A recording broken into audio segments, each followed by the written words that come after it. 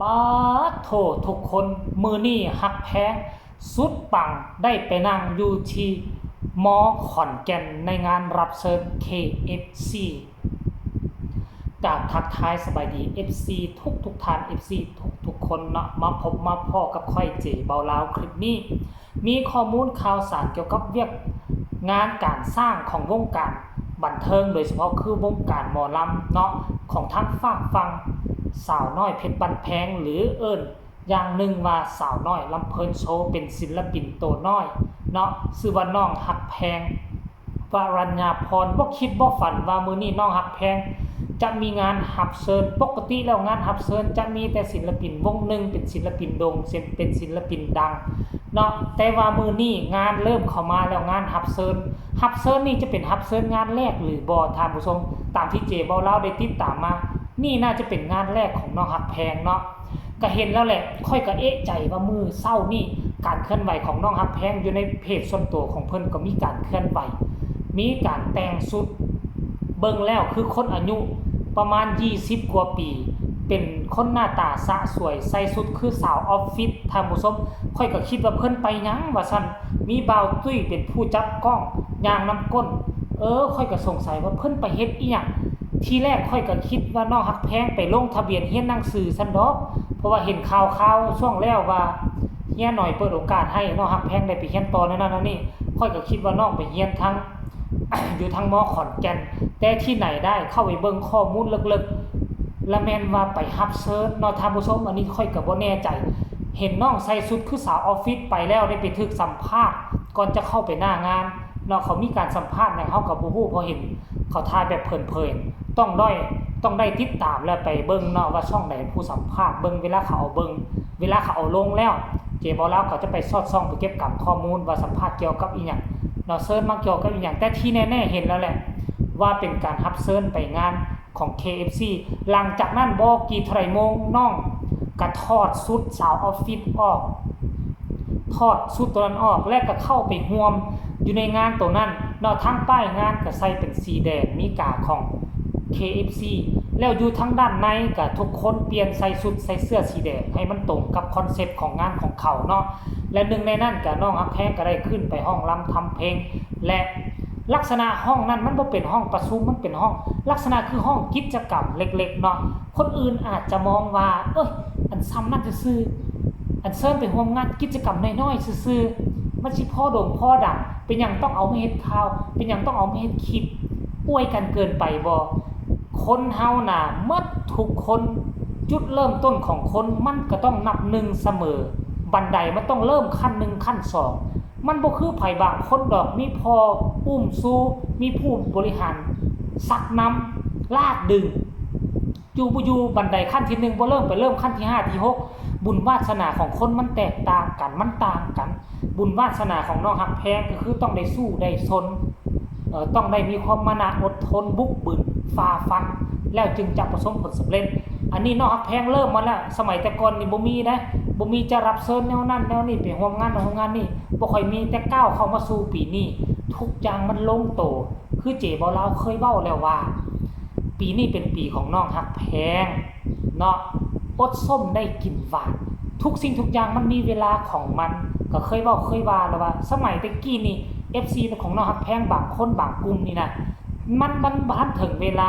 พยายามพักดันพยายามไปเขาเอิ้นว่าหยังก็ไปวิพากษ์วิจารณ์ทั้งองค์กรว่าเป็นหยังคือบ่สนับสนุนเป็นหยังคือบ่ลากดึงน้องฮักแพงก็บอกเลยว่ามันบ่มีเวลาทีมงานผู้บริหารเขาแฮงเก่งกว่าเฮา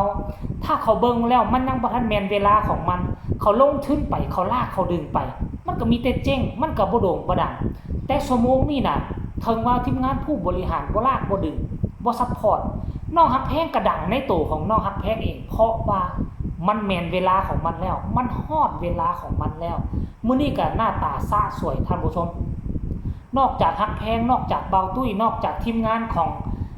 สาวน้อยลำเพิ่นโชว์ไปแล้วก็ยังมีพ่อแม่พ่อฮักแม่ฮักเนาะเขาเอิ้นว่าหยังก็ไปสนับสนุนสนับสนุนในแล้วไปรอท่าให้กำลังอกกำลังใจของน้องฮักแพงไปจับมือถือแขนไปให้กำลังใจอยู่ดังมอขอนแก่นท่านผู้ชมเริ่มแล้วแหละ การที่เจ้าเริ่มต้นจากจุดเล็กๆน้อยๆแล้วมันจะคอยใหญ่ขึ้นใหญ่ขึ้นเจ้าจะรู้สึกว่าเจ้ามีคุณค่าและเจ้ามีความสึกและเจ้าจะภูมิใจกลัวบุคคลที่มีคนอื่นซุกยู่พักดันลากดึงเขาก็ว่าเขามีความสุขขดงขดังแต่อย่าลืมว่าเขาบ่ได้ออกแห้งแข่งขันเขาอาจจะออกแห้งแข่งขันเพียงแต่ 50% อีก 50% แม่นคนอื่นลากคนอื่นดึงคนอื่นคอยพยุงแต่ถ้ากรณีว่าน้องฮักแพงเริ่มโด่งเริ่มดังขึ้นไปมันจะมีคุณค่ามากและก็หลายกว่าอันนี้สำหรับคำคิดคำเห็นของค่อยเองได้การที่เฮายืนด้วยลำแข้งของตนเองนี่ความรู้สึกนี่มันจะมีคุณค่าหลายกว่าคนที่ถูกผู้อื่นลากจูงดึงให้โอกาสพยุงแต่น้องฮักแพงนี่คุณค่ามันหลายกว่าอันนี้มุมมองของค่อยเด้อมุมมอง FC ของน้องฮักแพงคนอื่นอาจจะแตกต่างจากค่อยเพราะคนเฮาเกิดห้อยพอพันแม่หลายสถานที่ต่างสถานที่จิตใจต่างกันความคิดความอ่านมันก็ต้องจะแตกต่างกันแต่คำคิดคำเห็นของแต่ละคนมันบ่มีถูกมันบ่มีผิดเนาะมันบ่มีถูกมันบ่มีผิดอันนี้คำเห็นของค่อยถ้าหากว่าผู้ใดว่าโอ้ยบ่แม่นคือเจบ่ลาวดอกอวยเกินไปบ่แม่นเด้อก็สามารถโต้แย้งได้โดยกันส่งคิดคำเห็นมาใต้คอมเมนต์มาโอมาลงมาแลกเปลี่ยนบทเรียนนำกันได้คือค่อยบ่เครียดบ่ขมอันนี้คือแนวคิดของค่อยทุกคนมีมุมมองที่แตกต่างกันแต่สำหรับค่อยแล้วคิดว่าน้องฮักแพงจุดเริ่มต้นน้อยๆอาจจะกลายเป็นสิ่งที่ยิ่งใหญ่ในอนาคตในตัวของน้องฮักแพงอย่าสู้เดินให้มันผิดทางอย่าสู้เดินถอยหลังจงเดินแบบนี้ก้าวอย่างซ่าๆแล้วก้าวอย่างมั่นคงบางคนก้าวแบบโผงผางดังกระทันหันดังโผงผางเดี๋ยวจักหน่อยนึงก็ค่าคะแนนของค่านิยมก็สิลดลงแล้วมันจะดังบ่ยาวนานแต่ถ้าน้องฮักแพงล้มลุกคุกคาน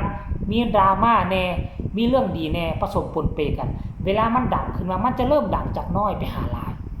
คนเฮาก่อนจะมีบ้านหลังนึงก่อนจะซื้อรถได้คันนึงเฮาต้องเก็บหอมรอมริบบ่แม่นบ่รายหับเฮาเดือนนึงหมื่นนึงเฮาก็เก็บไว้จัก 2-3,000 แม่นบ่ล่ะรายเดือนกลายเป็นรายปีหลังจากนั้นเฮาก็สิทอนโฮมซื้อได้แม่นบ่ล่ะแต่แตกต่างจากคนอื่นปุ๊บปั๊บ 2-3 อาทิตย์ซื้อรถได้แล้วอันนั้นมันดังแบบโผงผางดังแบบเขาเอิ้นว่าดังแบบบ่มีพื้นฐานในทางกายในชีวิตของตนเองดังไว้มันก็จะลงไว้ดังซ่ามันจะอยู่ยาวนานคือน้องฮักแพงทุกมื้อนี่แหละเนาะอันนี้คือคำคิดคำเห็นการเคลื่อนไหวล่าสุดของน้องฮักแพงได้ไปร่วมงานรับเชิญอยู่ที่ทางมอขอนแก่นเนาะท่านผู้ชมเนาะตอนนี้บ่ฮู้ว่างานจบแล้วหรือยังแต่งตัวก็หน้าตาสะสวยเข้ากับบรรยากาศ2ลูก2สไตล์ท่านผู้ชมเนาะก็เอามาฝากมาต้อนกันเพียงส่ำนี้ฝากทุกคนกดไลค์กดแชร์กดติดตามเพื่อจะเอาพลาดในคลิปต่อไปที่สำคัญอย่ากดข้ามโฆษณาพบกันใหม่ในคลิปหน้าสำหรับคลิปนี้ขอกล่าวคำว่าสบายดี